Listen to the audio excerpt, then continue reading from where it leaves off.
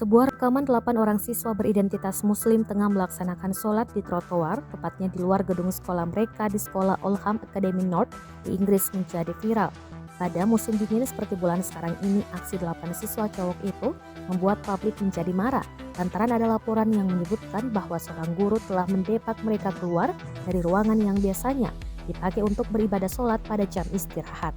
Namun, tidak seperti biasanya, cuma 3 Desember 2021 siang itu staf guru dikabarkan bertindak kasar dengan mengusir mereka keluar dari gedung, sehingga para murid cowok terpaksa melaksanakan sholat di luar ruangan yang seharusnya.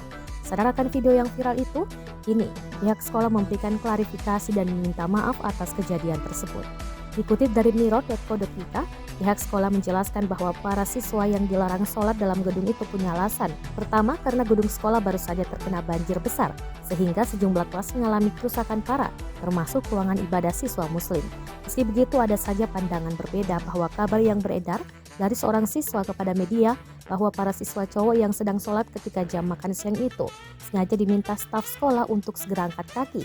Alhasil, para siswa yang tidak memiliki pilihan selain melakukan ibadah di halaman sekolah yang udaranya dingin. Laporan serupa juga menyebutkan para siswa yang terlibat dalam insiden dugaan diskriminasi itu mengaku ada guru yang marah dan mengusir mereka dengan alasan tidak ada kegiatan ibadah di dalam sekolah untuk agama apapun.